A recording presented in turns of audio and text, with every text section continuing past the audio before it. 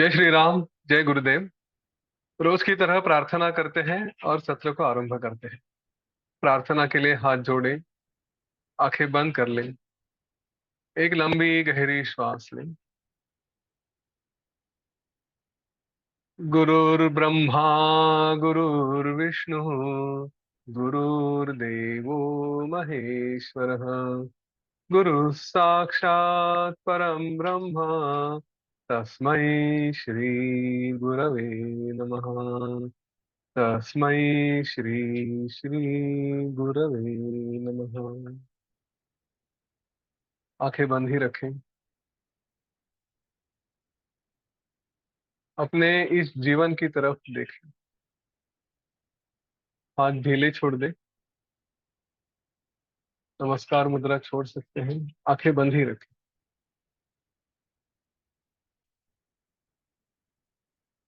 यह जीवन जैसे प्रतिदिन बढ़ते जा रहा है, वैसे ही कम भी होते जा रहा है।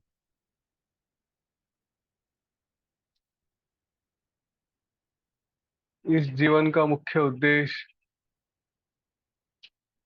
ज्ञान की प्राप्ति करना। मैं कौन हूँ, इसे समझने का कम से कम प्रयत्न तो भी करना।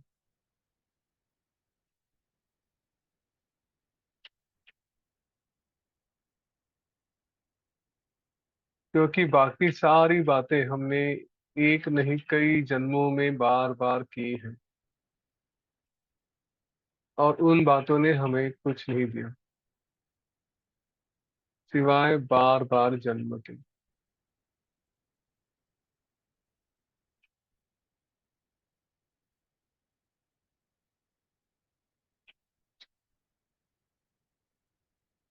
हम ज्ञान के मार्ग पर हैं।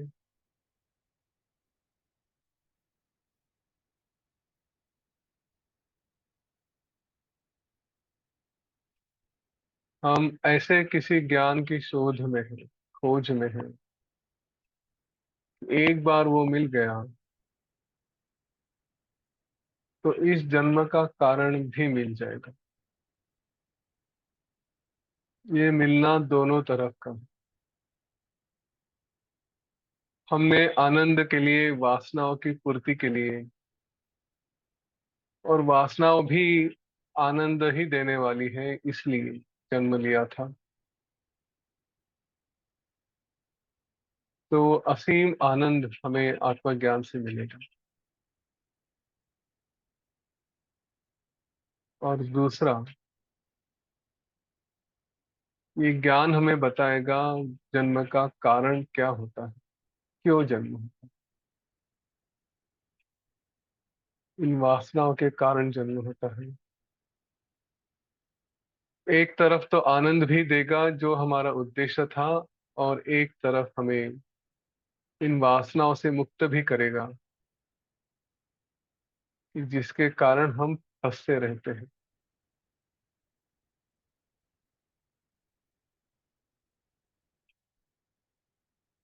आत्मज्ञान दोनों बातें सफल कर देता है। आनंद भी देता है और जन्म मृत्यु से बचाता भी है। तो ऐसा कौन है जो इसे छोड़ेगा।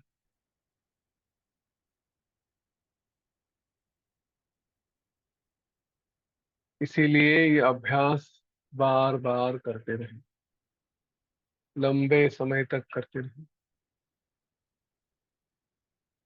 इस भ्रम में कभी मत फंसना कि मुझे समझ में आ गया, अब आगे कुछ करने की जरूरत नहीं।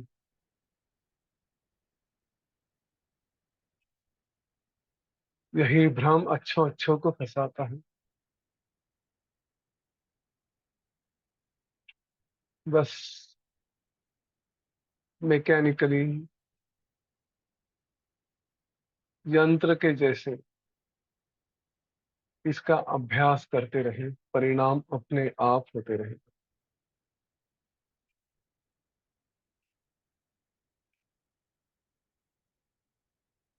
ईश्वर से, गुरुदेव से प्रार्थना करें।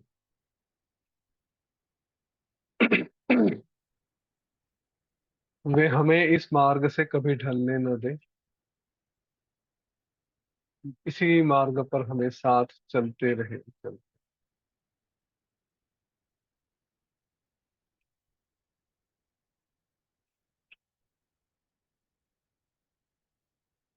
एक श्वास लें और छोड़ दें, और धीरे धीरे अपनी आंखें खोलें।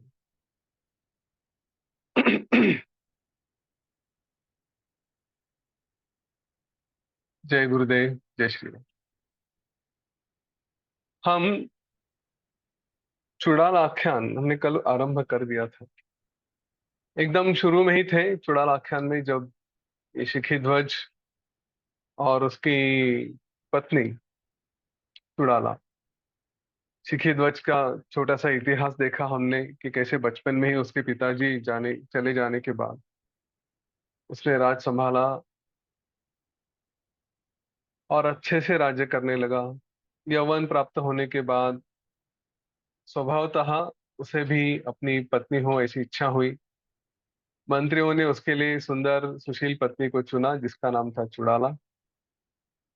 और फिर ये दोनों एक दूसरे में इतने घुल मिल गए, एक दूसरे को अच्छी से सपोर्ट करते थे, कॉम्प्लीमेंट करते थे। ऐसे करते करते दोनों ने कई जगह, जहां जहां भी संभव है वहां वहां विहार किया, जीवन का आनंद लिया। और आनंद लेते लेते लेते लेते उन्हें एक दिन यह ध्यान हुआ कि हमारा यौवन, ये युवावस्था, जैसे कोई मटका फूटा है और उससे पानी बह जाता है, धीरे धीरे गलते जाता है, वैसे ही हमारा यौवन भी धीरे धीरे चला जा रहा है। और अभी जीवन में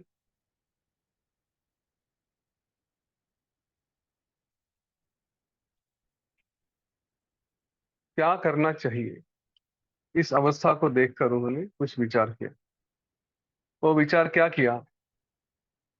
उन्होंने देखा, विचार किया, तरंग निकराकार भंगुर व्यवहारिणी पातः पक्व फलस्येव भरणम दूर निवारणम। ये शरीर जो भंगुर है, कभी ना कभी समाप्त होने वाला है। तो इस शरीर से इस जीव का वियोग कभी किसी भी प्रकार से हटाया नहीं जा सकता। मतलब कि ये शरीर कभी ना कभी तो समाप्त होने ही वाला है। जैसे कमल पर बर्फ वज्र के जैसे गिर जाती है, वैसे ही अब इस शरीर पर भी बुढ़ापा गिरने के लिए तैयार है। और जैसे हाथ से पानी निकल जाता है, हमने पकड़ के रखने की कोशिश की तो भी धीरे धीरे गल जाता है, वैसे ये आयु भी धीरे धीरे धीरे धीरे सतत गलती रहती है। जीवन धीरे धीरे कम होते जाता है। ये इस जीवन में भोग और भोग के साधन, इनकी तृष्णा बढ़ती जाती है, इच्छा बढ़ती रहती है। ऐसा कभी नहीं होता कि भोगों की इच्छा समाप्त हो गई। ज्ञान में नहीं रहे तो आयु कितने भी बढ़ जाए, कितने भी उम्र के हो जाए, लेकिन इच्छा रहती है और भोगे और भोगे और एंजॉय करे और एंजॉय करे। शरीर साथ नहीं देता, उसको साथ दिलाने के लिए और पता नहीं क्या क्या टॉनिक्स और मेडिसिन और क्या लिए जाते हैं, लेकिन और इच्छा चाहिए होती, और इच्छा होती, तो ये बढ़ती ही जाती है। लेकिन वस्तुस्थिति यह भी है कि पर्वत से जैसे नदी बहकर जाती है नीचे की तरफ वेग से, वैसे ही यह यौवन भी फटाफट फटाफट फटाफट निकल जाता है। ये जो संघर्ष शुरू होता है ना, कि मुझे यौवन चाहिए, मुझे और भोगना है, लेकिन शरीर भोग नहीं सकता, तो जो प्राप्त करना है वो नहीं प्राप्त कर सकते, एंजॉय नहीं कर सकते, तो इससे कारण दौर मनस्य प्राप्त होता है। मन कमजोर हो जाता है। इसीलिए इन दोनों ने विचार किया कि ऐसी कौन सी वस्तु है जो शुभ है, जो सुस्थिर है, जो अत्यंत सुंदर है, और एक बार उसको प्राप्त कर लिया तो फिर से जन्म मरण के चक्कर में हम नहीं पड़ेंगे। इस विषय को समझ लीजिए कि हम सबकी कहानी है कि जन्म से लेकर हम भोगों के पीछे भागते रहते, पर एक बार फ्रस्ट्रेशन आना शुरू होता है। चलो युवावस्था तक भागे ही भागे, एक तो जब जो करना है वो उसी उम्र में करना होता है, क्योंकि बूढ़े हो गए तो फिर बाद में ना बॉडी साथ देती है ना दिमाग साथ देता है। पता नहीं कहाँ से कुछ सपोर्ट लेके कुछ करे तो करे, वरना नॉलेज ये बात ऐसी है कि जो हो सके तो यंग एज में ही प्राप्त कर ले, युवावस्था में प्राप्त करे। क्योंकि उसके बाद अगर नॉलेज नहीं रहा ना, तो ये ज्ञान नहीं रहा, तो ये विषयों में फंसते फंसते ही जाते हैं, बड़ा विचित्र चक्र शुरू हो जाता है। विचित्र चक्र ये है कि एक तरफ भोगों की इच्छा है और दूसरी तरफ ज्ञान की कमी है, क्योंकि दोनों एक साथ नहीं रह सकेंगे।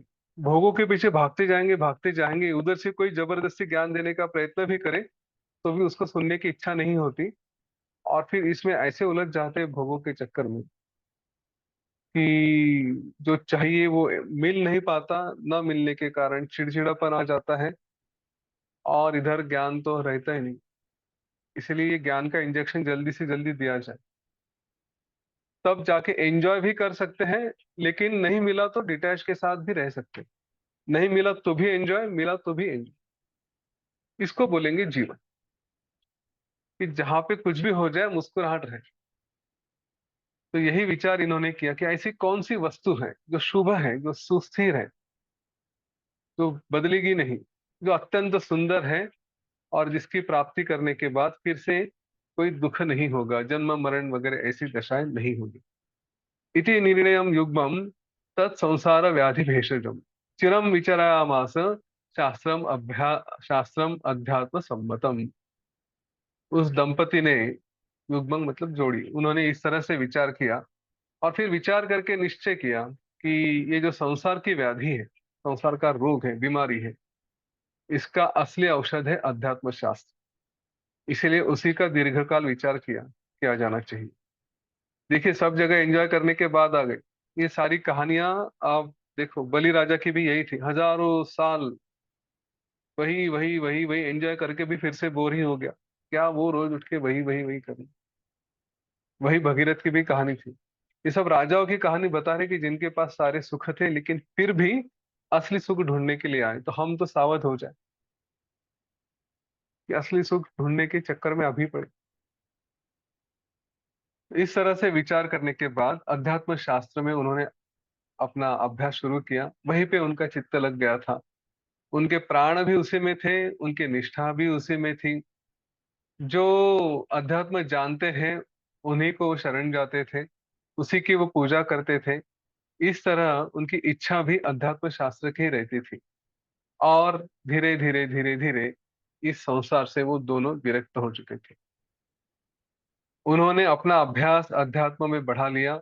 एक दूसरे को वो अध्यात्म का ही स्मरण कराते थे। मतलब कुछ कितने भाग्यशाली पति पत्नी है नहीं। हम में से काफी लोगों को लगता होगा कि देखो ना, मैं एक बता रहा हूं तो दूसरा वो कुछ और बता रहे हैं, मतलब उसी से संबंधित। हाँ, नहीं तो कई घरों में तो परिस्थिति होती है कि कोई अध्यात्म की बात करने जाए या पत्नी बात करने जाए तो पति का दिमाग सटक जाता है, पति बात करने जाए तो पत्नी का दिमाग सटक जाता है। तो ये बड़ा सुंदर जोड़ा था, लेकिन इसमें भी गड़बड़ थी, वो बाद में देखेंगे क्या गड़बड़ थी। ठीक है, पर इस समय तो बात ये थी कि वो एक दूसरे को ही स्मरण कराते थे कि अच्छा ये ऐसा है वैसा है, एक दूसरे को बार बार अभ्यास की याद दिलाते। उनका प्रेम भी उसी शास्त्र में था। और एक दूसरे से जब भी कुछ बातें करते थे तो बस श्रवण प्रबोधन ऐसे ही करते थे। कोई कहेगा कितना बोर लाइफ होगा, जब देखो तब ज्ञान ज्ञान ज्ञान ज्ञान। हाँ, पर ये ज्ञानी लोग हैं वो ऐसे ही करते हैं क्योंकि उन्हें पता है और किसी बात में कोई इंटरेस्ट नहीं होता। तो सच में भाग्यशाली थे। इसके बाद वशिष्ठ ऋषि बताते हैं श्री राम जी, ये चुड़ाला अध्यात्म शास्त्र के जो ज्ञानी थे, उनसे वो बार बार ये संसार के दुखी समुद्र से कैसे पार करे, उसके बारे में बार बार श्रवण करती थी, आत्मज्ञान का अभ्यास करती थी। और फिर इस तरह से जो बाहर के व्यापार है, शरीर से जो भी बाहर करते हैं, उनका त्याग करके अपनी शुभ्र बुद्धि से वो युक्त होकर आत्मा में, विषय में इसी का विचार करती थी कि मेरे ये जीवन का स्वरूप क्या है। अब उसने जो विचार किया वो यहाँ पे दिया है। कभी तो हमने इसके ऊपर कोई ध्यान वगैरह लिया था, आज वो नहीं करेंगे, लेकिन विचार देखिए, समय मिला तो वो भी करेंगे। उसने विचार किया कि अब मैं विवेक का उपयोग करके अपने आत्मा को देखती हूँ कि मैं क्या हूँ। इस शरीर में जो यहाँ पे जिसको कहते हैं संसार में है, इस शरीर में ऐसा कौन सा पदार्थ है कि जिसको हम चेतन कह सकते हैं। इसका विचार किसके द्वारा कर रही है वो? विवेक का उपयोग करके। यह संसार रूप मोह किसको प्राप्त होता है, यानी कौन है जो इस मोह में फंसता है, जिसको लगता है कि ये संसार अच्छा है, इसमें फंसना चाहिए, ये मेरा है, ये मैं हूँ। कौन है इस शरीर में जो यहाँ पे फंसता है? और जो भी है वही इस मोह को दूर कर सकेगा, क्योंकि जो कारण है वही कुछ कर सकता है। अगर मुझे सुबह जल्दी उठना है तो कोई और नहीं उठा सकेगा, उसे मुझे उठना पड़ेगा। तो वो कौन है ये शरीर में? वो कौन है कि जो मोह में फंसा है? और उसे क्यों मोह हुआ है, क्यों मोह में फंसा है? उसका मूल क्या है? क्योंकि मूल का ज्ञान होने पर ही उस मूल को हटा दिया, काट दिया, तो मोह भी अपने आप चला जाएगा। मतलब इस संसार बंधन में जो फंसे हैं उससे दूर हो जाएंगे। तो चलो देखते हैं एक एक करके। ये शरीर के बारे में विचार किया जाए तो ये तो जड़ है और अत्यंत मूढ़ है। शरीर का अपना तो कुछ है नहीं, नहीं तो जो मुर्दा है वो भी जिंदा होके कुछ कर जाता, वो भी काम करता। तो जिंदा और मुर्दा व्यक्ति में जो अंतर है वो उस चेतना का है। तो शरीर तो चेतन नहीं हो सकता, ये पक्का है। ये तो सब छोटा बच्चा भी जानता है। इसीलिए शरीर में चेतन नहीं है, चैतन्य नहीं। अभी जो कर्मेंद्रिय है, हाथ पैर, ये सब हमारे अवयव, ये कर्मेंद्रिय भी ये शरीर से अलग नहीं है, वो अपने आप से कुछ नहीं करते। फिर से वही बात, अगर अपने आप से कुछ करते तो जो डेड बॉडी है वो भी अपने आप से कर लेती। तो इंद्रिया भी कुछ नहीं है, यह भी जड़ ही है, अपनी इनको कुछ चेतना नहीं। जो ज्ञानेंद्रिय है वो भी शरीर से ही जुड़े हुए हैं, जैसे आंखें हैं जिनसे ज्ञान होता है, स्पर्श से ज्ञान होता है, सूंघने से ज्ञान होता है। तो ये भी शरीर का ही काम करते हैं, इसलिए वह भी जड़ ही है। जो मन है, अब ये तो सब स्थूल हो गए, मतलब जो बाहर से दिखाई देते हैं, जिनका अनुभव किया जा सकता है। जो दूसरों को नहीं देखते लेकिन अंदर में है, कोई कह सकता है कि हाँ मुर्दा है लेकिन उसके अंदर मन चालू है। तो ये मन भी सच में जड़ है या चेतन है? उन्होंने कहा चूड़ाला ने कि ये मन भी जड़ ही मैं मानती हूँ। क्यों मानती हूँ? क्योंकि ये मन भी बुद्धि के निश्चयों से प्रेरित होता है। बुद्धि जैसे चलेगी वैसा मन चलने लगता है। अस्तित्व के स्तरों में धीरे धीरे धीरे धीरे नीचे जा रहे हैं। शरीर तक हो गया, फिर उसके अंदर श्वास तो अपने आप से वो रुक जाती है, तो दिखाई देती है कि खत्म हो गई। फिर मन के तरफ आगे, मन भी बुद्धि से प्रेरित होता है। अब ये बुद्धि, क्या ये भी चेतन है या अचेतन है? तो बुद्धि भी अचेतन है, जड़ सा भरा हुआ है। ये बुद्धि क्यों चलती है? क्योंकि अहंकार है। अहंकार के कारण बुद्धि बहती रहती है, इसमें संदेह नहीं। अहंकार का क्या है स्वरूप? क्या अहंकार भी जड़ है या चेतन है? अहंकार भी सार शून्य मुर्दे के जैसा ही है, इसलिए वह भी जड़ है। ये अहंकार क्यों आता है? तो प्राण युक्त चिदाभास, मतलब कि जिसमें चेतन है, चेतना है, उसी के कारण वो अहंकार का अनुभव आता है, वरना अहंकार का अनुभव नहीं आता। ये जो जीव है, ये प्राण होकर अपने हृदय में रहता है। वो इतना सुकुमार है कि दूसरे दिव्य चैतन्य से ही वो दीप्त होकर जीता, मतलब कोई और है चेतना जो इस जीव को चलाती है। अभी 2-3 मिनट के लिए आंखें बंद करते हैं और यही विचार हम अपने आप में करते हैं। चलिए, आंखें बंद करते हैं। रीढ़ की हड्डी सीधी रखते हैं। थोड़ा ध्यान अपने श्वास पे रखते हैं।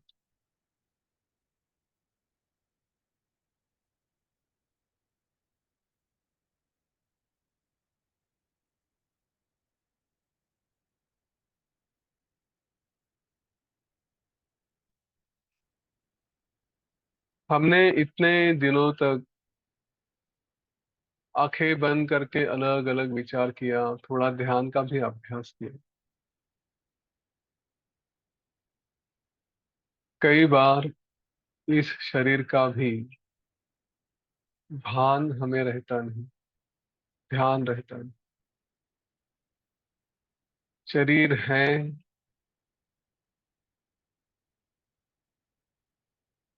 लेकिन उसके बारे में हम सचेत नहीं होते। यही बताता है कि शरीर, उसकी इंद्रियां, चाहे कर्मेंद्रिय हो चाहे ज्ञानेंद्रिय हो,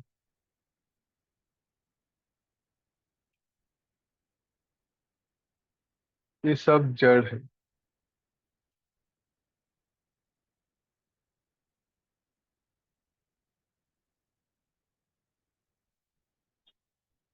हमारी श्वास निरंतर चलती रहती है, लेकिन हमें उसके बारे में पता नहीं।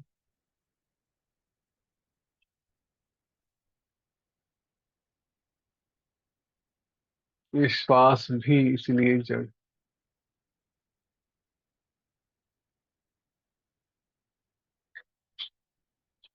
मन का अभ्यास करने लगे, उसको देखने लगे, तो मन भी शून्य हो जाता है।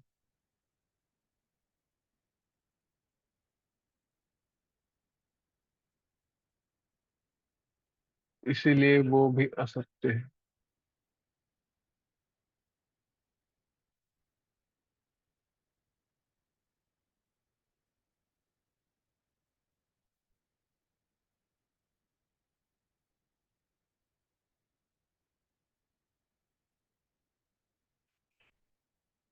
हमारी बुद्धि ये कई संस्कारों से चलती है। इसका अपना अस्तित्व नहीं।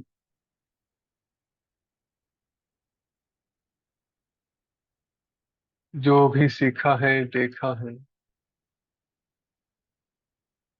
उसी के अनुसार बुद्धि काम करती है, ये भी अपनी नहीं है। इसीलिए वो भी असत्य है, जड़।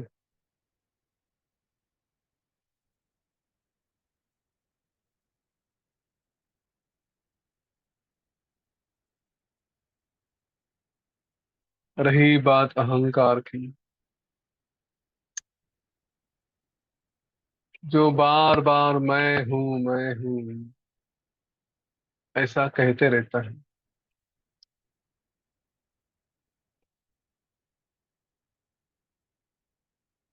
जब उसे पूछा जाए तुम कौन, तो उसका कोई उत्तर नहीं।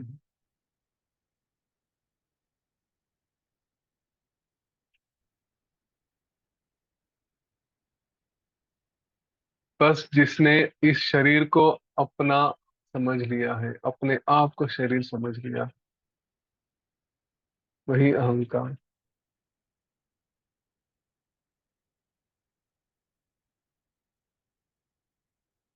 जो इस जड़ शरीर से बंधा है, वो कैसे चेतन हो सकता है?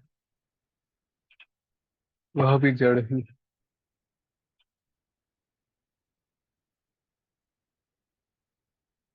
इनमें से कोई भी अपने से कुछ नहीं करता।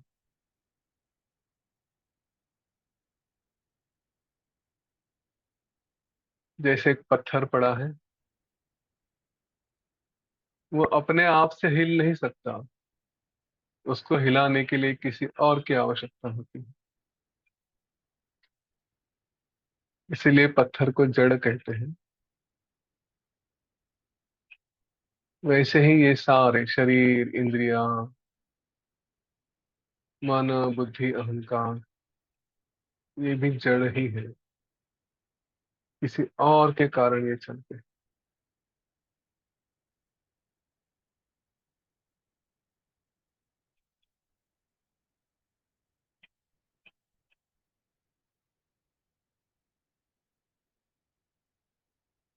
एक श्वास लें और छोड़ें।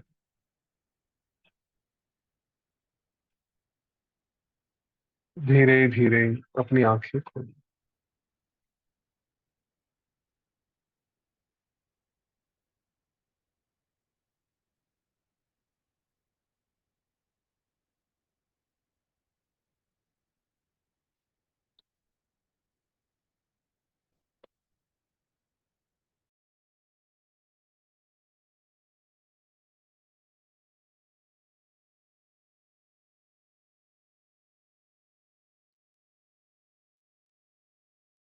इस तरह का विचार उसने किया, और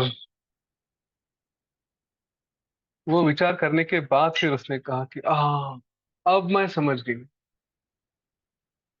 ये जो कुछ भी है, ये सब वह चेतन है। क्या है, उस चेतना का ये सब कलंक जैसे हो गया। वास्तव में जो भी है, परब्रह्म चैतन्य जो भी है, उसके कारण ये सब चलता है, लेकिन उसी ने अपने आप को दूषित कर दिया है। और अपने आप को दूषित करके, प्रदूषित करके, कलंकित करके, वो अभी ये सब अलग अलग अलग अलग रूप लेकर अपने आप को ही दिखा रहा है। वास्तव में है कुछ नहीं। इस तरह का ज्ञान चुड़ाला को हो गया। फिर उसने ये कहा कि ये आत्मा, ये इन झूठे विषयों के साथ अपने आप को ही संसर्ग करता है, तो उसके साथ जुड़ जाता है, और यही फिर जड़ बन जाता है।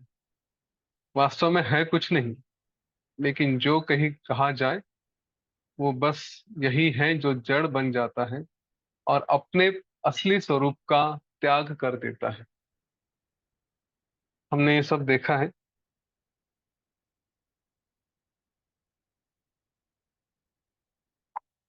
कि अपने असली स्वरूप का ये त्याग कर देता है, इसका अभ्यास भी हमने कई बार किया है।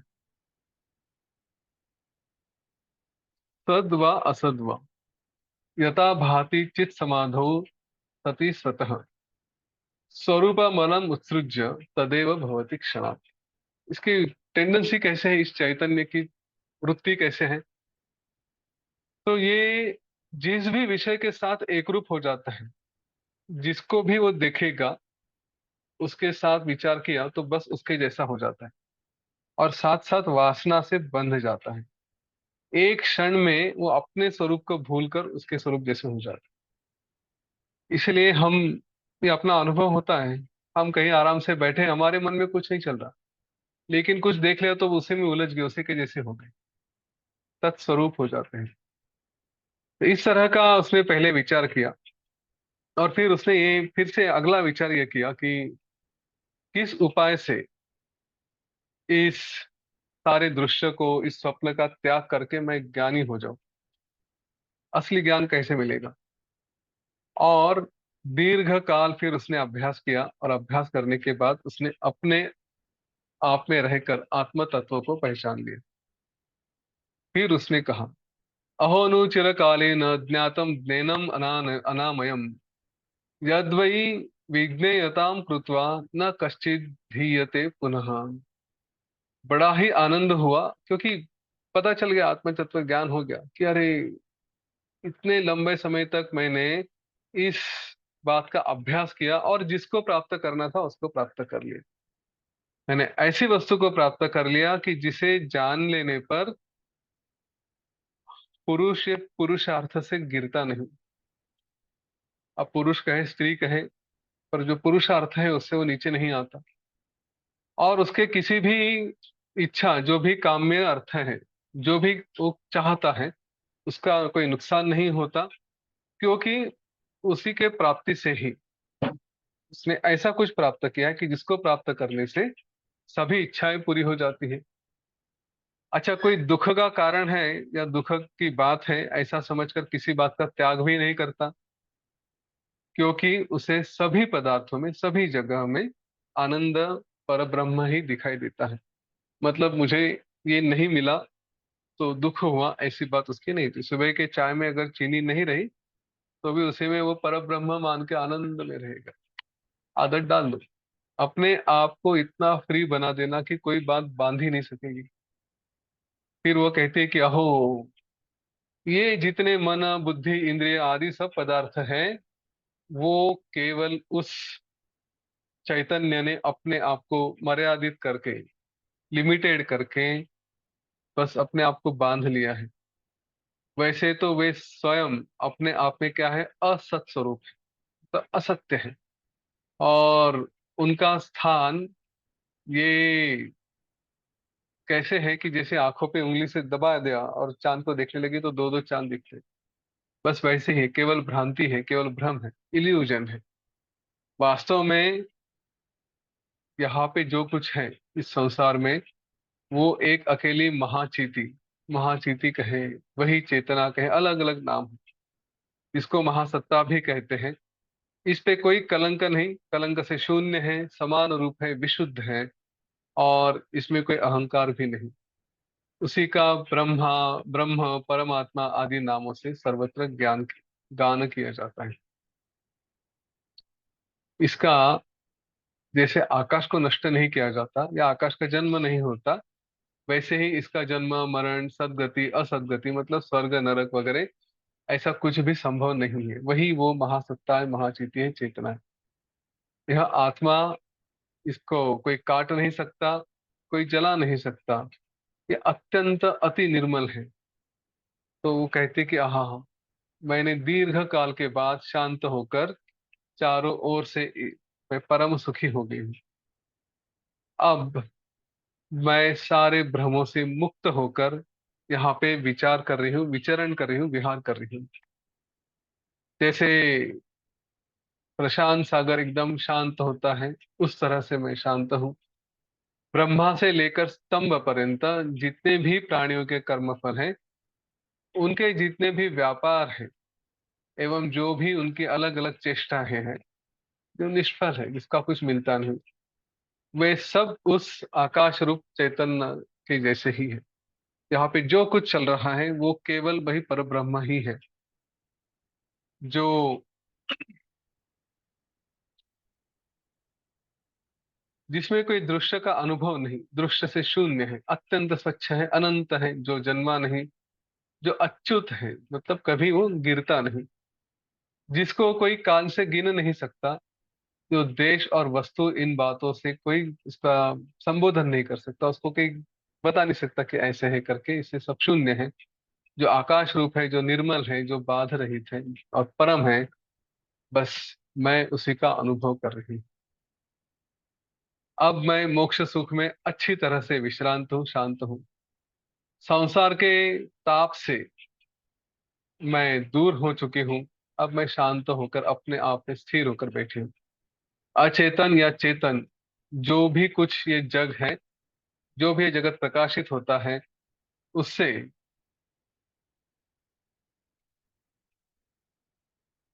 वो मेरे लिए केवल एक अभिन्न, मतलब आत्मा से जो अलग नहीं है, आत्मा से ही एक है, वो ब्रह्म है, वही स्वरूप मेरे लिए है। इस जगत को मैं एक ही रूप से देखती हूँ कि वो केवल आकाश स्वरूप है, ब्रह्म स्वरूप है। न तो इदम है, न अहम है, न दूसरा है, न एवं न भाव है, न अभाव का संभव। मैं नहीं, कोई और नहीं, ये नहीं, वो नहीं, कुछ नहीं। सब कुछ शांत पर ब्रह्म होकर ही स्थित है। कैसे अवस्था हुई होगी देखो। एक भी घटना, एक भी वस्तु या एक भी व्यक्ति ऐसे अपने आप में स्थिर होने वाले को कुछ नहीं कर सकते। एक कुछ भी हो जाए दुनिया में, एकदम शांति से रहते हैं। इस प्रकार आत्मा के विचार में परायण, उसी में उलझी हुई, उसी में रममाण, ऐसी है चुड़ाला। इसके मोह पूरी तरह से नष्ट हो गया था, और आत्म तत्व का अभ्यास भली भांति कर कर उसको ज्ञान लेकर राग भय मोह ऐसे सब उसके शांत होने से अत्यंत शांत हो गई। जैसे कहते हैं कि शरतकालीन आकाश की लेखा, मतलब शरतकालीन शरद ऋतु में आकाश जैसे दिखता है वैसे। तो इसका इस तरह से वो चुड़ाला अभ्यास करते करते करते अपने रूप में अवस्थित होगी, और वो अत्यंत आत्माराम से संपन्न थी। उसके सारे दोष राग द्वेष वगैरह सब चले गए। उसके आसपास उसे किसी बात की अटैचमेंट ही नहीं थी। सुख दुख से वो पूरी तरह से निर्मुक्त हो चुकी थी। उसे ना स्वर्ग की इच्छा थी, ना उसके लिए कुछ प्रयत्न करने की इच्छा थी। वह किसी बात को कि मुझे ये चाहिए ऐसी उसकी इच्छा नहीं थी। जो कुछ मिलता था उसका भी वो त्याग भी नहीं करती थी। यथा समय जो आएगा, जैसे आचार रहेगा वैसे वे करती थी। वो पहले ही सुंदर थी। अब यह पत्नी धीरे धीरे ऐसा अभ्यास करते विदित वेद्य बन गई, मतलब जिसको जानना चाहिए वो जानने वाली बन गई। हाँ, वेद्य मतलब जिसको जानना चाहिए, विदित मतलब जिसने वो पा लिया। तो क्या जानना चाहिए? आत्मज्ञान, उसके बारे में जानना चाहिए, उसको उसने प्राप्त कर लिया। तो अपने विवेक के दृढ़ अभ्यास से, आत्मदर्शन से, अतिशय आनंद रूप होने से वह नवीन सुंदर उत्पन्न पुष्पलता के जैसे शोभने लगे। देखिए, जिसका मन शांत होता है ना, उसके चेहरे पे सुंदरता अपने आप दिखाई देती है। तेज अपने आप झलकने लगता है, और फिर से युवा अवस्था के जैसे दिखाई देने लगते हैं। प्रसन्न रहे तो शरीर उत्तम तो उसका एक झलक भी बाहर आ जाती। फिर एक दिन अपनी इस पत्नी को ऐसी अपूर्व शोभा से संपन्न देख कर वो शिखिध्वज बड़ा से आश्चर्यचकित हुआ, और उसने पूछा कि हे तन्वी, इस समय तुम फिर से ऐसे लगता है कि जैसे युवा सी हो गई हो, यौवन युक्त हो गई हो, और अनेक अनेक आभूषणों से इसे भूषित होकर सुंदर होकर एकदम विशेष दिख रही हो। इस समय तुम ऐसे परिपूर्ण रूप से शोभित हो रहे हो जैसे मानो तुमने अमृत का सार पी लिया हो। जैसे तुम्हें कोई ऐसे पद मिल गया हो कि जो आसानी से किसी को मिलता नहीं। आनंद से तुम परिपूर्ण हो गई हो। तो क्या तुमने अमृत तो नहीं पी लिया है? या तुम्हें कोई साम्राज्य ही नहीं मिल गया? ऐसा तो नहीं है। या कुछ विशेष प्रकार के रसायन इनका प्रयोग किया तुमने जिससे तुम इतनी सुंदर दिखाई दे रही हो?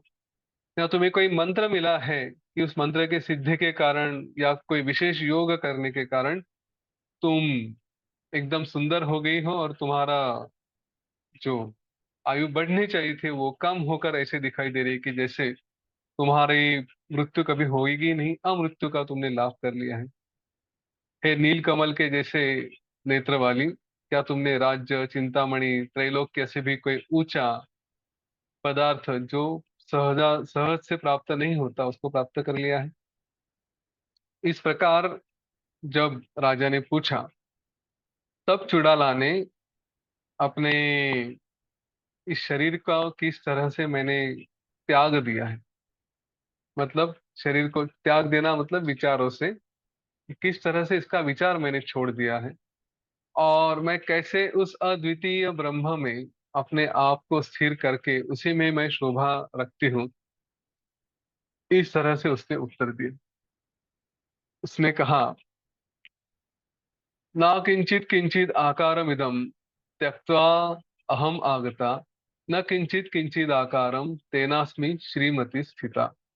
ये जो है ना, तेनास्मि श्रीमती स्थिता, ये उसने कई श्लोकों में दिया है, वो हम पढ़ेंगे। बड़े सुंदर वाक्य है। उसका आज हम देखेंगे, और उसका ही उत्तर भी, अर्थ भी देखेंगे।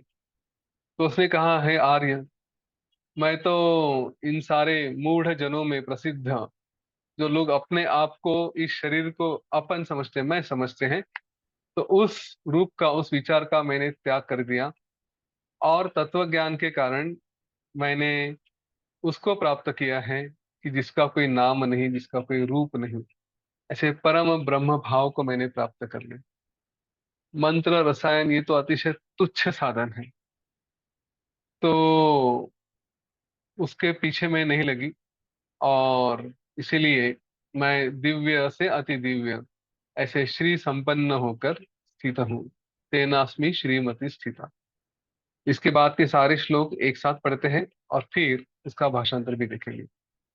उसने कहा, इदम सर्वम परित्यज्य सर्वम अन्यम अन्याश्रितम यत् तत्सत् सत्यम असत्यम च तेनास्मि श्रीमती स्थिता। यत् किंचित अन्न किंचित तज्जानामि यथा स्थितम यथोदयम यथा नाशम तेनास्मि श्रीमती स्थिता। ये बार बार तेनास्मि श्रीमती स्थिता, तेनास्मि श्रीमती स्थिता। भोगैरभुक्तैस्तुष्यामि भुक्तैरिव सुदुरगैः न हृष्यामि न कुप्यामि तेनास्मि श्रीमती स्थिता। एके वा आकाश सौकाशे केवले हृदये रमे न रमे राजलीलासु तेनास्मि श्रीमती स्थिता।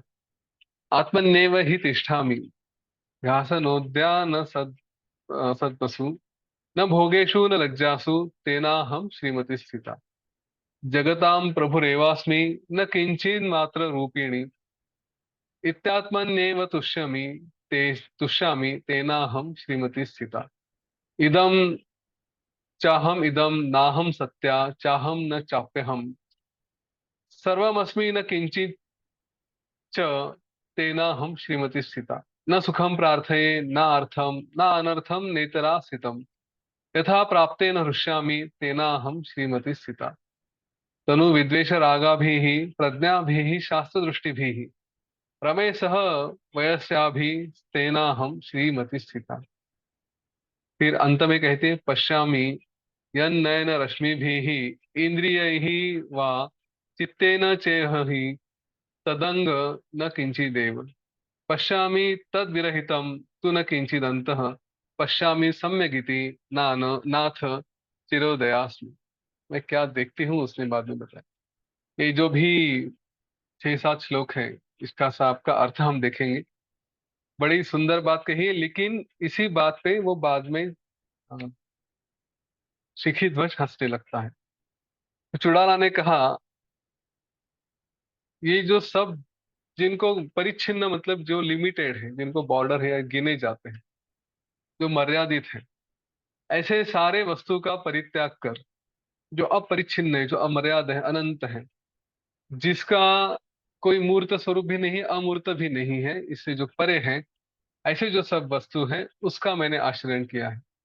इसीलिए कांतिमती होकर मैं अवस्थित हूँ, इसीलिए मैं तेना हम श्रीमती स्थिता, उस तरह से मैं स्थित हूँ। तो इन शॉर्ट, ये जगत में जो कुछ भी है, इन सब का मोह छोड़कर मैंने अपने आप को उस बात में स्थिर कर लिया जो परम तत्व है। सृष्टि का अतिक्रमण न कर जो वस्तु है, अर्थात सृष्टि दृष्टि से दृश्यमान जो किंचित वस्तु है, कि जो दिखने में लगता है कि कुछ है, लेकिन प्रलय के समय अगर देखा तो कुछ नहीं है। तो ऐसे कि जो अत्यंत गूढ़ है, उसमें मैं अपने स्वभाव से स्थित हूँ, जो यहाँ पे किसी के द्वारा दिखाई नहीं देता, लेकिन जिसका है अस्तित्व, उसी में मैं हूँ। इसीलिए इतनी शोभा युक्त होकर मैं स्थित हूँ। हे प्रिय, जो भोगों से लोग, भोगों के कारण जो लोग संतुष्ट होते हैं, तो ऐसे भोगों से दूर रहकर जिनका भोग नहीं किया जाता उनका भोग करके मैं संतुष्ट रहती हूँ। बात समझ में आ गई? गुलाब जाम का भोग करके संतुष्ट होने वाले तो सभी हैं, लेकिन जो उस परम तत्व का भोग करेंगे और फिर संतुष्ट होते, मतलब जिसका भोग नहीं किया जा सकता लेकिन उसका भोग करके संतुष्ट है, ऐसी मैं हूँ। तो इसीलिए ना तो मैं कभी क्रोधित होती हूँ ना कभी रुष्ट होती हूँ, इसलिए मैं श्री संपन्न होकर स्थित हूँ। एकमात्र आकाश सदृश ऐसे ब्रह्म में ही मैं रमण करती हूँ। ये जो राजलीलाएं हैं उसमें मुझे कोई इंटरेस्ट नहीं, उसमें मैं नहीं रमती, इसलिए मैं श्रीमती होकर स्थित हूँ। मतलब कि जिसमें कोई रम कैसे सकता है, कैसे रमण कर सकता है, जो ब्रह्म है उसमें मैं रमण करती हूँ। और यहाँ पे सारे लोग जिसमें क्रीड़ाओं में जाते हैं उसमें मैं नहीं जाती। आसन, उद्यान और घरों में देह के स्थित होने पर भी मैं पूर्णात्म रूप में ही स्थित रहती हूँ। कभी भी भूषण, सम्मान आदि शारीरिक मानसिक भोगों में या उनकी अप्राप्ति से जनित लज्जा में मैं स्थित नहीं रहती हूँ, इसलिए मैं शोभायुक्त होकर स्थित हूँ। जहां पर भी ये शरीर रहता है वो शरीर रहे, लेकिन फिर भी मैं अपने आप में रहकर आनंद में रहती हूँ, पूर्णात्म रूप में रहती हूँ। मुझे कोई आभूषण मिले या ना मिले, मिलने से आनंद होने वाली बात है, और नहीं मिले तो जैसे लज्जा की बात है। ऐसे मेरे लिए कुछ नहीं है। इन सब से दूर हूं, इसीलिए मैं शोभा युक्त होकर स्थित रहती हूँ। मैं समस्त भुवनों की नियामिका हूँ, तुच्छ विषय रूप नहीं हूँ। ऐसा विचार करके मैं अपनी ही आत्मा में संतुष्ट रहती हूँ। कितनी सुंदर बात है। समस्त भुवनों की नियामिका, मतलब जितने भी ये 14 भुवन हैं उनका नियमन करने वाली मैं हूँ। ये छोटी छोटी बातों में फंसने वाली या उसका रूप करने वाली मैं नहीं हूँ। इसलिए अपने ही आत्मा में मैं संतुष्ट रहती हूँ। ये देह वगैरह सब कहने के लिए तो मेरे स्वरूप ही है, लेकिन ज्ञान के दृष्टि से देखे तो ये शरीर मैं नहीं हूँ। पारमार्थिक दृष्टि से मैं सत्य स्वरूप हूँ, अपारमार्थिक दृष्टि से मैं नहीं भी हूँ। मतलब ज्ञान के विचार से देखा जाए तो मैं क्या हूँ, केवल सत्य हूँ। और अज्ञान की दृष्टि से अगर देखा जाए तो मैं कुछ भी नहीं हूँ। मैं सर्व कुछ हूँ, मैं कुछ भी नहीं हूँ। ऐसा विचार करके मैं श्रीमती बैठ बैठ बनकर बैठी हूँ। मैं सुख नहीं चाहती, अर्थ नहीं चाहती, अनर्थ को भी मैं नकारती नहीं, और दूसरी किसी प्रकार की भी स्थिति में नहीं चाहती। मतलब मुझे सुख चाहिए या नहीं चाहिए, दुख चाहिए या दुख नहीं चाहिए, ऐसी कोई भावना मेरे में नहीं है। जो प्रारब्ध से जो भी मुझे कुछ मिलेगा, बस उसी में मैं संतुष्ट रहती हूँ, आनंदित रहती हूँ। इस प्रकार मैं श्रीमती होकर स्थित हूँ। राग और विद्वेष, इन दोनों को कमजोर करने वाली, क्षीण कर देने वाली आत्मबुद्धि और जो शास्त्र ज्ञान है, ऐसी सखिया, इनमें मैं खेल करती हूँ। इनमें इनके साथ रहती हूँ। ये जो सब आजू बाजू में दास दासी है, इनके साथ कुछ खेलना है, उसमें मैं नहीं रहती। अपनी आत्मबुद्धि और शास्त्र दृष्टि, इसी में मैं रहती हूँ। इसीलिए मैं श्रीमती होकर स्थित हूँ। हे स्वामी, इस जगत में आंखों से या दूसरी इंद्रियों से या चित्त से जो कुछ भी मैं देखती हूँ, वह मेरे लिए दृश्य रहता ही नहीं। यानी वह सब कुछ सत्य ही रहता है। आंखों से जो कुछ भी दिखता है, उन सारे पदार्थों को मैं अपने अंदर ही देखती हूँ। उदाहरण, गुलाब जाम खाने की इच्छा हो गई और सामने है, लेकिन खाना नहीं है, तो अंदर ही अंदर मैं उसको खाकर आनंद का अनुभव कर सकती हूँ। मुझे बाहर की वस्तुओं की आवश्यकता नहीं है।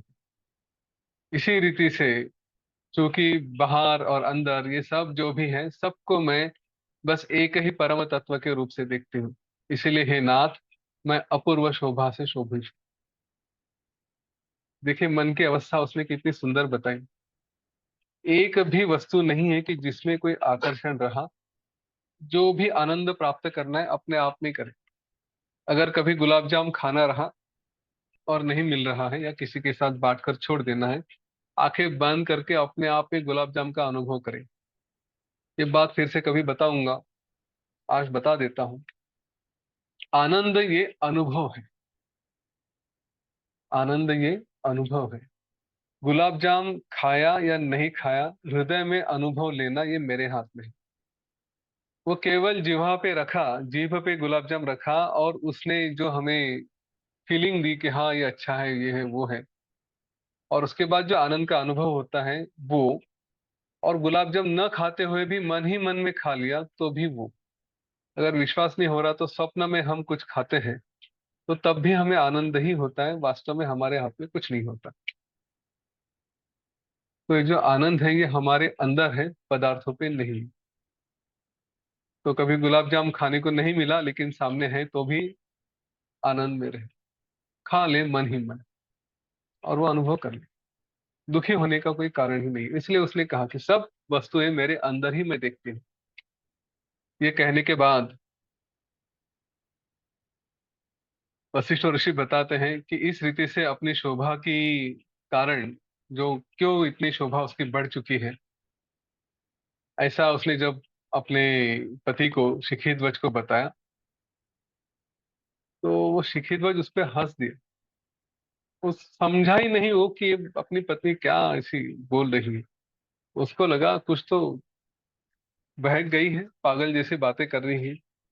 वैसे भी पतियों को पत्नी के बारे में यूजुअली यही फीलिंग रहती है, वो कुछ बोलते हैं तो इनके पल्ले नहीं पड़ता, उनको लगता है ऐसे कुछ अकल नहीं है इसको, ऐसे ही कुछ तो बोल देती। तो शिखी ध्वज ने भी ऐसे ही प्रेम से कहा, हे सुरूपे राजपुत्री, मतलब हे सुंदर राजकुमारी, अभी तुम मैच्योर नहीं हुई हो, प्रौढ़ नहीं हुई हो। दूसरों को क्या किस तरह से समझाना चाहिए, ऐसे जो वाक्य हैं वो वाक्य भी तुम्हें बोलने नहीं आते, उसमें तुम एक्सपर्ट नहीं हो। दूसरों को समझाने में, उपयोगी वाक्य बोलने में अपटु हो, ऐसा यहाँ पे वाक्य लिखा है। इसीलिए तुम कुछ तो असंबद्ध प्रलाप कर रही हो, कुछ तो अनाप शनाप बोल रही हो जिसको कोई अर्थ नहीं। तुम जिन राजलीलाओं में रमण करती हो उसी में रमण किया करो, मतलब ये जो सब कुछ है ना, उन्हीं के साथ रहा करो। इन शॉर्ट उसका कहना ये था कि तुम आनंद में नहीं रहती, इन सब लोगों के साथ नहीं रहती, एंजॉय नहीं करती, इसलिए पागल सी कुछ तो बातें करने लगी, है ना। हम कहते कि कोई अकेला अकेला बैठा है और डिप्रेशन में चला गया है तो पागल जैसे बातें करता है। वैसे ही उसने उस अपनी पत्नी को बोल दिया कि तुम ये सब लोगों के साथ रहोगे तो अच्छा रहेगा, नहीं तो तुम्हारी हालत ऐसी हो जाएगी। उसने कहा, है प्रिय बताओ तो सही कि तुम ऐसे कह रही हो कि जिसने आकार सामान्यता का त्याग कर दिया, मतलब कि जिसका कोई आकार नहीं है, फिर भी जो प्रत्यक्ष नहीं है और जिसका कोई आकार नहीं है, उसको तुमने प्राप्त कर लिया। जिसका कोई रूप नहीं है वो तुमने प्राप्त कर लिया, जिसका कोई आकार नहीं है उसको प्राप्त कर लिया। और कहती है को मैं उससे शोभित हूँ। ऐसे कैसे हो सकता है? जो शून्य है वो वस्तु कैसे शोभित हो सकती है? जो पुरुष क्रोध से, आसन शैया, इन सब का त्याग करके अपने आप को कहता है कि मैंने आ, भोगों का त्याग कर लिया और फिर भी मैं असंतुष्ट हूँ, वो कैसे शोभित हो सकता है? ऐसा कैसे संभव है? आदमी संतुष्ट तब होता है जब उसने भोगों का भोग लिया है।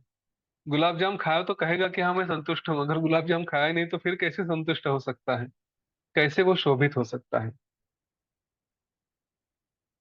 मैं शरीर नहीं हूँ, मैं कुछ और ही हूँ। ये सब जो पदार्थ है कुछ नहीं होते हैं, ये जो कुछ भी है ये केवल कुछ तो है, परिपूर्ण है। इस तरह की जो बातें कर रही हैं, वो क्या शोभित नहीं हो सकती? अच्छा नहीं लगता ये? मैं जो इंद्रिय वृत्ति से देखती हूँ उसे मैं पारमार्थिक रूप से नहीं देखती हूँ। जिसे मैं पारमार्थिक, मतलब कि अगर ज्ञान के रूप से देखा जाए तो वो कुछ और ही है। जो ये सारी बातें हैं वो कुछ है नहीं। इस प्रकार का जो प्रलाप है, इस तरह की जो बातें कर रही हूँ, साधारण भाषा में कहो तो बकवास कर रही हूँ, तो ऐसा कौन है कि जो ये सब कह के शोभित हो सकता है? ये तो सब त्याग देना चाहिए और अच्छे में से रहना चाहिए। इसलिए है सुंदरी, तुम बाला हो मतलब बच्ची हो, मुग्धा हो मतलब कि अज्ञानी हो, और चपल हो मतलब चंचल हो। हे विलासिनी, ये अनेक प्रकार के आलाप विलासों से जिस तरह से मैं क्रीड़ा करता हूँ उसी तरह तुम भी क्रीड़ा करो। मैं नहीं, जिस तरह से एंजॉय करता हूँ, सभी लोगों में रहता हूँ, घूमता हूँ फिरता हूँ, तुम भी ऐसा ही करो। इस तरह से उस राजा ने अपनी प्रिय पत्नी उसकी इन बातों पे हंस दिया और फिर मध्याह्न का स्नान करने के लिए उठकर चुड़ाला के स्थान से निकल गया। चुड़ाला ने विचार किया, बड़े दुख का विषय है कि राजा को अभी तक अपने स्वरूप का ज्ञान नहीं हुआ, वो अपने स्वरूप में स्थित नहीं हुआ। देखिए वास्तविकता ये थी, दोनों ने अभ्यास किया था, दोनों ने एक दूसरे के साथ समय बिताया था, एक दूसरे को ज्ञान का विषय और पढ़ा रहे थे, सब कर रहे थे। पर शायद ऐसा हुआ होगा कि चुड़ाला के पास समय ज्यादा था, क्योंकि राज कारोबार देखने की उसका आवश्यकता नहीं थी। उसने पंडितों के साथ विषय अभ्यास किया।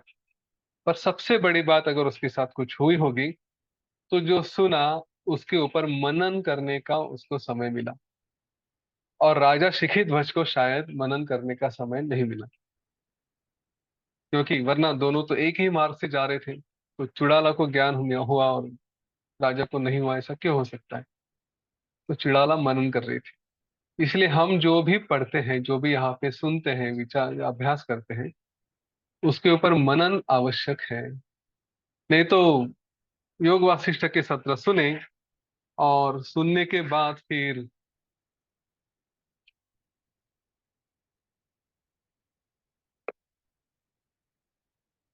दूसरे दिन वापस आके बैठ गए। दिन भर कुछ विचार ही नहीं किया, क्या पढ़ा क्या सुना। हाँ, तो प्रगति थोड़ी स्लो हो जाती है।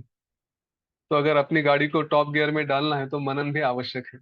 जो सुनते हैं यहाँ पे उसके ऊपर मनन अवश्य करें। तो इस तरह से अपना पति ये अभी तक ज्ञान में नहीं आया है, ऐसा विचार उस चुड़ाला ने किया। मैंने जो कहा उसको वो समझ नहीं सका, तो इसलिए वो थोड़ी दुखी हो गई और फिर वो अपने कार्य में संलग्न हो गई। और इसके बाद फिर इन दोनों के अलग अलग बातों से, अलग अलग विषयों में एक दूसरे से जो भी चर्चा होती थी, लीला होती थी, वो करते करते बहुत समय चला गया।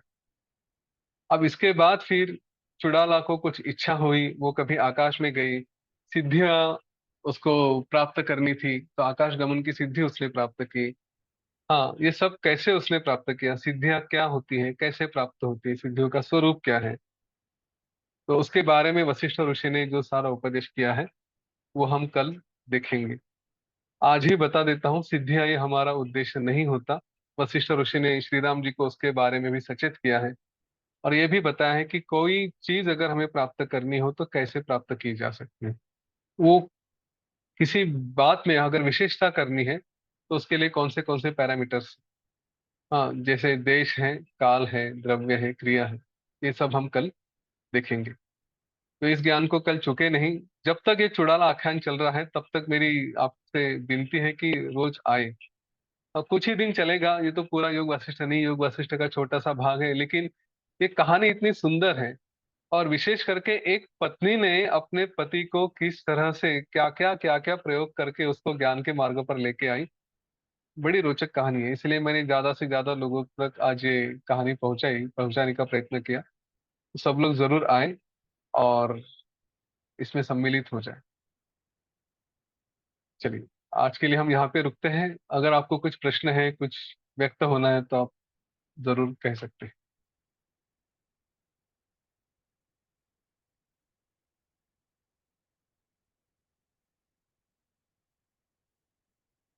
गुलाब जाम बहुत सुंदर प्रश्न है। गुलाब जाम एक बार टेस्ट कर लो तो ही मन में गुलाब जाम के बारे में आनंद का अनुभव कर सकते हैं। एक भी बार यदि गुलाब जाम नहीं खाया तो उसका अनुभव कैसे आएगा? तो आप जो अनुभव आता है ना, वो अनुभव और गुलाब जाम में कोई संबंध है क्या, एक बार देख ले। हम्म। हिंट ये रहेगी कि जो भी अनुभव आता है वही अनुभव रसगुल्ला खाने से भी आता है, वही अनुभव सुंदर दृश्य देखने से आता है, वही अनुभव संगीत सुनने से भी आता है। हृदय में जो अनुभव है वो स्वाद, स्पर्श, दृश्य, सुनना, इन किसी बातों से संबंधित नहीं होता। वो अगर संबंधित है तो अपने आप में देखिए, आनंद की कोई परिभाषा ही नहीं है। आनंद का अनुभव कैसे है, तो सब बातों में एक ही होता है। विश्वास नहीं है तो एक बार उस अनुभव को देखे, स्वाद को नहीं देखे, फिर पता चल जाएगा। तो इसलिए गुलाब जामुन नहीं खाया तो भी आनंद का अनुभव करने के लिए क्या, अपने आप में आनंद हो जाए। हाँ परवीन जी, अनम्यूट करें अपने आप। जय गुरुदेव।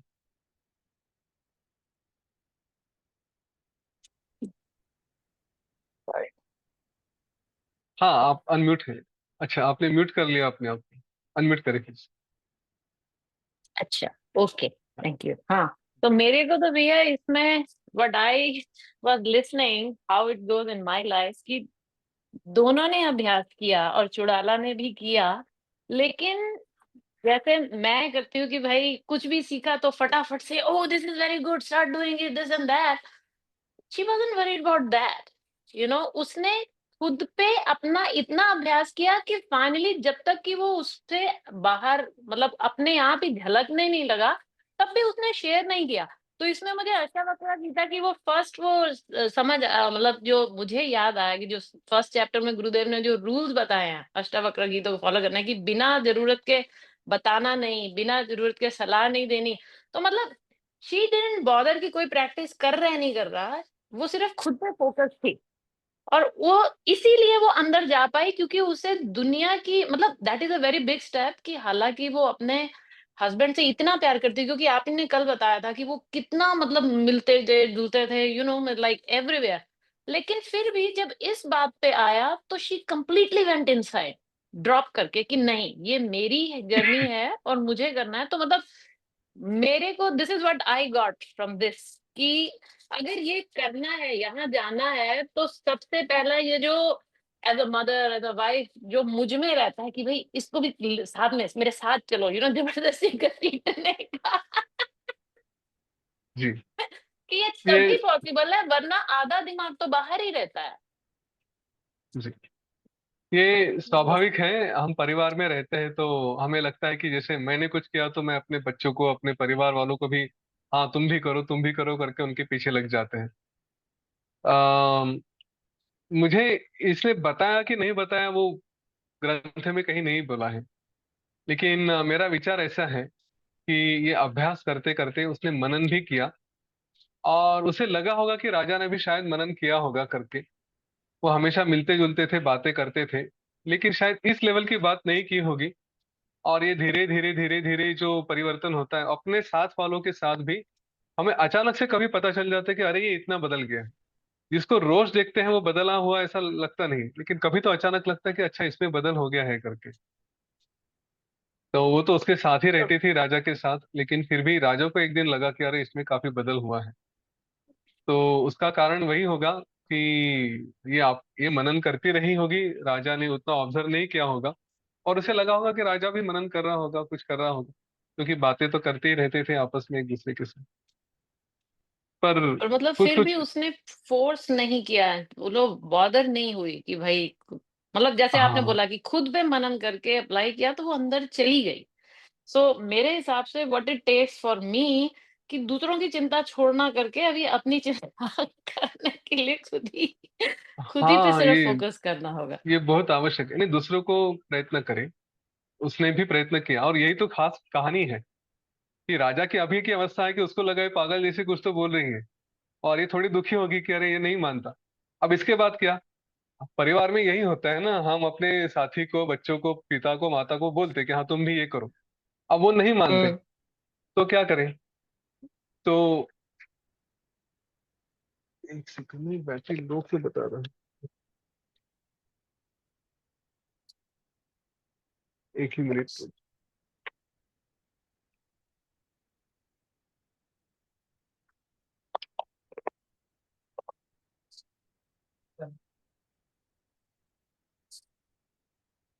चालू तो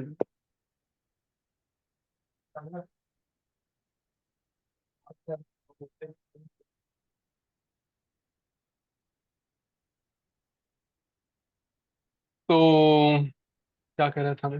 हाँ, तो हम चाहते हैं कि वो भी करे और उनके ऊपर जबरदस्ती करने की कोशिश करते हैं। तो उसने भी किस तरह से इस सिचुएशन को हैंडल किया। अपना पति तो मान नहीं रहा, अभी तो ज्ञान में नहीं है, तो उसको ज्ञान में लाने के लिए क्या किया जाए। अब राजा आगे क्या करता है, उसके जीवन में क्या होता है, ये उसको किस तरह से मार्ग पे लेके आती है, ये सारी कहानी हम देखेंगे। वास्तविक हम उसके जैसा नहीं कर पाते, लेकिन कुछ सीख लेते हैं। तो बहुत ज्यादा फोर्स भी नहीं करना चाहिए, प्रयत्न करें, टच करें, थोड़ा करके छोड़ दें।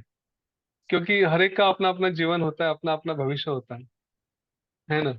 नहीं तो हम अपने आप को भूल जाते हैं, और इस चक्कर में हम ये कर जाते हैं, अपना संयम खो देते हैं, हम चिड़चिड़ करने लग जाते हैं। तो जिस पर्पस को अचीव करने गए वही टूट गया, ऐसा होता है ना? तो वही इसीलिए मुझे समझ में आया इससे कि वही हो रहा है हाँ, ज्यादा अभी तक अटैचमेंट ना शायद। रखें, ज्यादा अटैचमेंट ना रखें। करे तो करें। देखिए, अकेले जन्म लिया है, अकेले ही जाने वाले हैं। ये टेम्पररी है सब लोग, हम परमानेंट है। टेम्पररी के लिए इस परमानेंट को तकलीफ देना मूर्खता होती है। अगले जन्म में यही पति हो गए, यही बच्चा हो गया, इसकी गारंटी नहीं है, तो ये टेम्पररी है। अपने जी, आप को, परमानेंट को संभालो। Thank you. जी। हाँ, मोहना जी।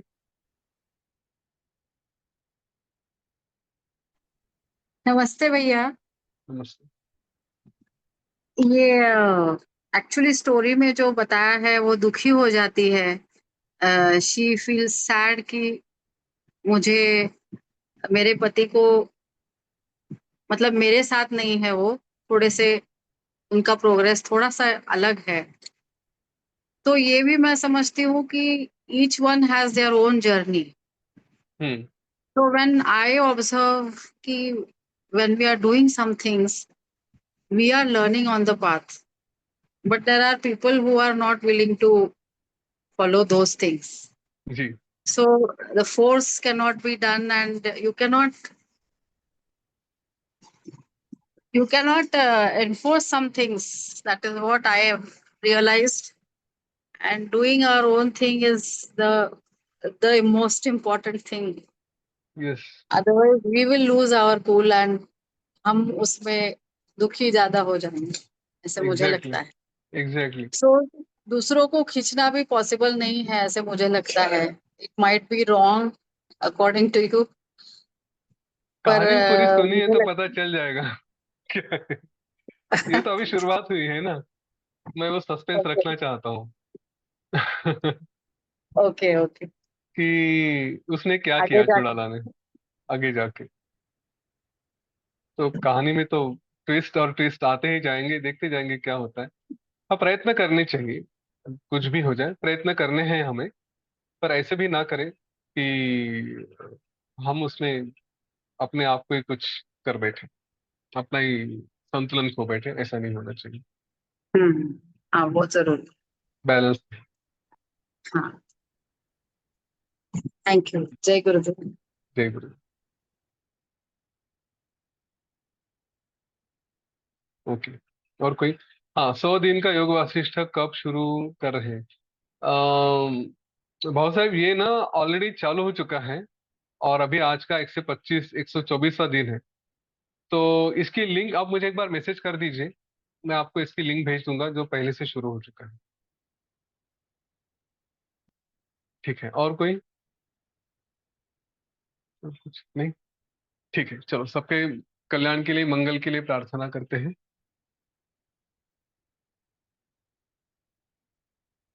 एक लंबी गहरी श्वास लें, आंखें बंद कर लें।